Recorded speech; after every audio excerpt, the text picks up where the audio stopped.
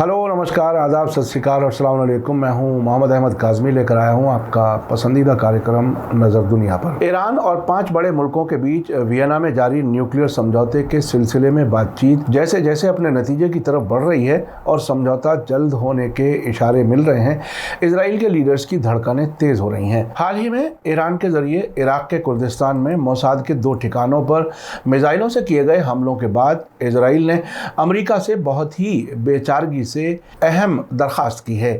उसने अमेरिका से कहा है कि वो ईरान के साथ होने वाले न्यूक्लियर समझौते के नतीजे में इस्लामिक रेवोल्यूशनरी गार्ड कोर यानी IRGC को टेररिस्ट लिस्ट से अलहदा करने का ऐलान ना करे।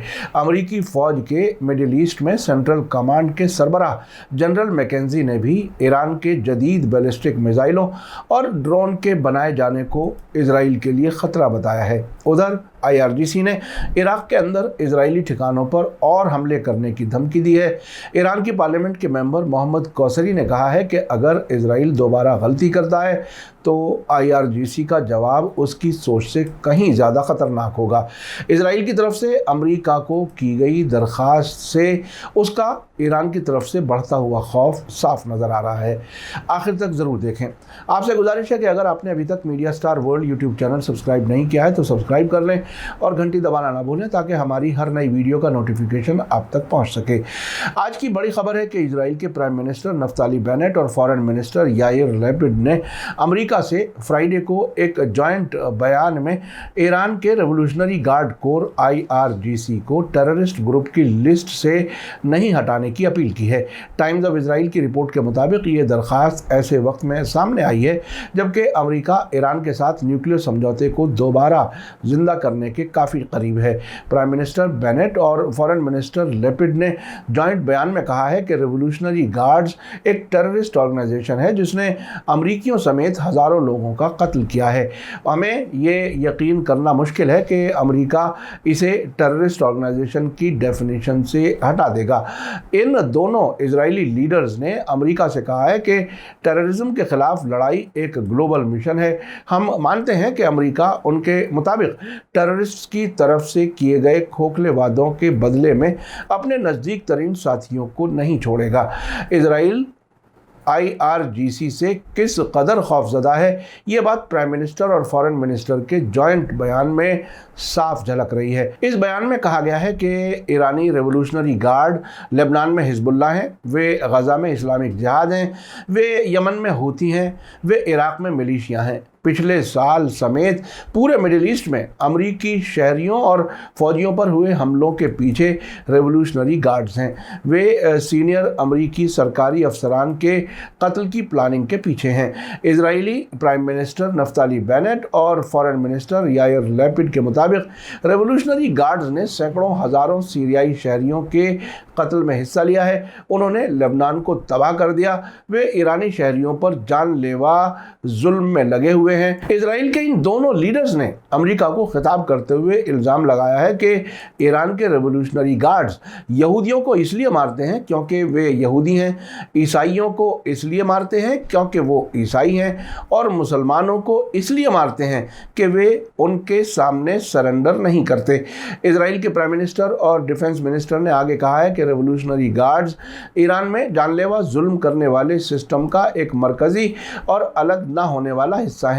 उनके मुताबिक रेवोल्यूशनरी गार्ड्स के हाथ हज़ारों ईरानियों के खून और ईरानी समाज की रूह को रौंदने से रंगे हुए हैं। उन्होंने अमेरिका को खिताब करते हुए इस बयान में कहा है कि रेवोल्यूशनरी गार्ड्स को टेररिस्ट ऑर्गेनाइजेशन की लिस्ट से हटाने की कोशिश पीड़ितों का अपमान यानी विक्टिम्स की बेइज्जती है और एक डॉक्यूमेंटेड हकीकत को मिटाना है जिसमें साफ सबूत मौजूद हैं। टाइम्स ऑफ इजराइल में आज छपे इस बयान के मुताबिक प्राइम मिनिस्टर नफ्ताली बेनेट और फॉरेन मिनिस्टर याइर लैपिड ने बयान के आखिर में कहा है कि हमें ये यकीन करना मुश्किल लगता है कि एक टेररिस्ट ऑर्गेनाइजेशन के तौर पर रेवोल्यूशनरी गार्ड्स की डेफिनेशन को अमरीकियों को नुकसान न पहुंचाने के वादे के बदले में ख़त्म कर दिया जाएगा।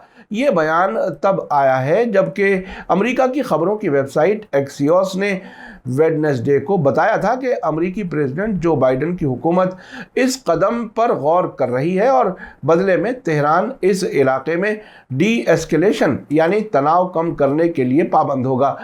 ٹائمز آف اسرائیل کی رپورٹ کے مطابق ایران کے سپریم لیڈر آیت اللہ خامنہئی کے نزدیکی سمجھی جانے والی IRGC کو امریکہ کے سابق پریزیڈنٹ ڈونلڈ ٹرمپ کی سرکار کے ذریعے ایک غیر ملکی ٹیررسٹ آرگنائزیشن کے طور پر اعلان کیا گیا تھا۔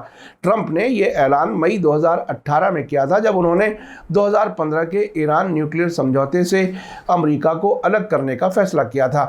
آپ کو یاد دلا دوں کہ امریکی سرکار نے ویڈنسڈے کو کہا تھا کہ وہ 2015 کے سمجھوتے کو دوبارہ زندہ کرنے پر ایران کے ساتھ سمجھوتے کے قریب ہے، جس کے تحت ویسٹرن ملکوں کی طرف سے تہران کے نیوکلیئر پروگرام پر پابندیوں کے بدلے ایران کے خلاف پابندیوں میں راحت دی جائے گی۔ آپ کو یاد دلا دوں کہ پچھلے سال اپریل میں برطانیہ، چین، فرانس، جرمنی، ایران اور روس کے بیچ بات چیت شروع ہوئی تھی، جس میں امریکہ انڈائریکٹ طریقے سے حصہ لے رہا ہے۔ پچھلے سال جون میں ایران میں پریزیڈنٹ الیکشن کی وجہ سے کچھ مہینے کے لیے بات چیت رک گئی تھی، جو بعد میں نومبر میں پھر سے شروع کی گئی ہے۔ اب تک وینا بات چیت کے 8 دور ہو چکے ہیں اور اب کچھ ہفتوں سے سمجھوتے کے نزدیک پہنچنے کے صاف اشارے مل رہے ہیں۔ اسی وجہ سے اسرائیل کی دھڑکنیں بڑھی ہوئی ہیں۔ اسے لگتا ہے کہ ایران پر پابندیاں ختم ہونے پر غیر ملکوں میں پھنسا ہوا اربوں ڈالر ایران کو واپس ملے گا، جس سے اس کی فوجی طاقت میں اضافہ ہوگا۔ اسی بیچ ٹائمز آف اسرائیل نے آج ہی ایک اور رپورٹ میں کہا ہے کہ عراقی کردستان کی راجدھانی اربل میں میزائل داغنے کے کچھ دنوں بعد ہی IRGC نے فرائیڈے کو عراق میں زائونی ٹھکانوں پر حملہ کرنے کی پھر سے دھمکی دی ہے۔ IRGC کے اسپوکس پرسن رمضان شریف نے کہا ہے کہ اگر عراقی سرکار اس ملک میں زائونی یعنی اسرائیلی دوسرے ٹھکانوں کو ہٹانے کے لیے کارروائی نہیں کرتی ہے، جو کہ اس علاقے سے ہماری سیکیورٹی کو خطرہ بنا ہوا ہے، تو ہم بنا کسی جھجک کے جواب دیں گے۔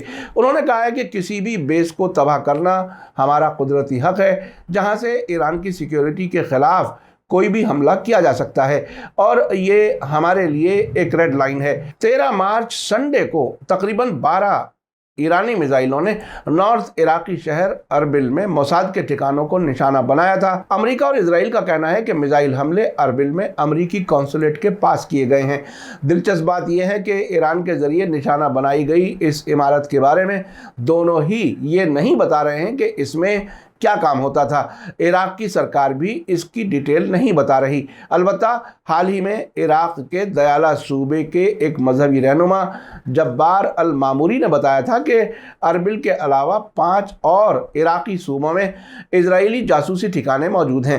اربل میں 13 مارچ سنڈے کو کیے گئے موساد کے ٹھکانوں پر حملوں کے بعد IRGC نے دعویٰ کیا تھا کہ اس نے عراق کے کردستان کی راجدھانی اربل میں اسرائیل کے ٹھکانوں پر سیریا میں ایک اسرائیلی حملے کے جواب میں کیا ہے، جس میں پچھلے ہفتے اس کے ریولوشنری گارڈز کے 2 ممبر مارے گئے تھے۔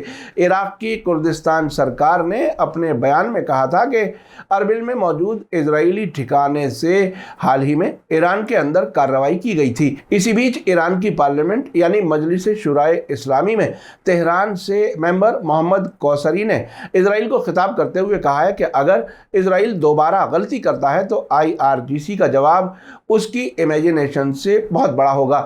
تہران سے ممبر پارلیمنٹ کوثری نے زور دے کر کہا ہے کہ اسرائیل کو ہمارے بارڈر سے نزدیک ہونے کا حق نہیں ہے، اور عراق میں اسرائیل کی جاسوسی سرگرمیوں کو کسی بھی شکل میں ہم برداشت نہیں کر سکتے، اور اسرائیلیوں کو جان لینا چاہیے کہ ہمارے پڑوسی ملکوں میں ان کی موجودگی ان کی موت اور خاتمے جیسی ہے۔